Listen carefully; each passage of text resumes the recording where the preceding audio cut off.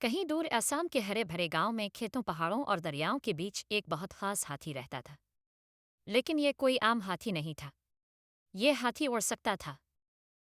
اس کا رنگ چاندنی رات جیسا چمکدار سفید تھا، اس کے کان اتنے بڑے تھے جیسے آسمان کے پر، اور جب وہ اپنے کان پھیلایا کرتا تو زمین پر ایک ہلکی سی ہوا چلنے لگتی۔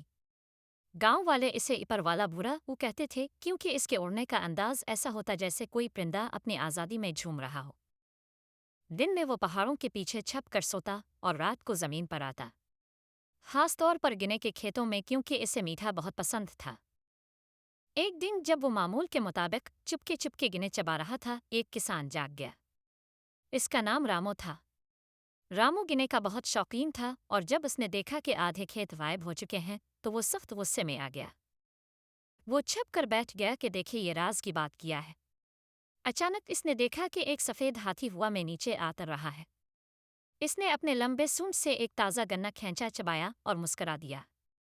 رامو کی آنکھیں کھلی کی کھلی رہ گئی۔ تاہوں اگلی رات جیسے ہی ہاتھی آیا، رامو دبے پاؤں گیا، اور جیسے ہی ہاتھی نے کان پھیلائے، رامو نے اس کی دم پکڑ لی۔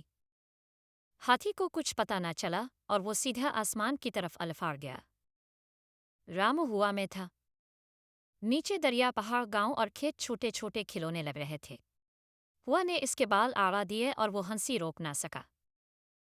ہاتھی نے بادلوں کے درمیان سے گزرتے ہوئے ایک خاص جگہ پر اسے لے جایا، ایک جادوئی جزیرہ جو صرف آسمان میں الفاڑنے والوں کو نظر آتا تھا۔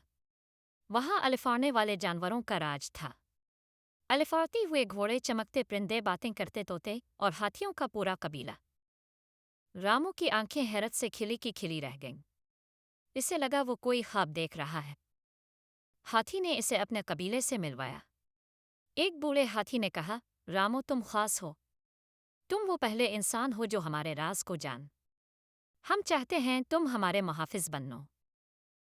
رامو نے ہنستے ہوئے کہا، لیکن مجھے تو گنے اگانے آتے ہیں، اڑنے والے ہاتھیوں کی حفاظت کیسے کروں گا؟ بوڑھا ہاتھی مسکرایا، گنے والے دل والے ہوتے ہیں، وہی اصل محافظ ہوتے ہیں۔ اس دن سے رامو کا گاؤں صرف گنے کے لیے نہیں بلکہ آسمانی ہاتھیوں کے قصے کے لیے بھی مشہور ہو گیا۔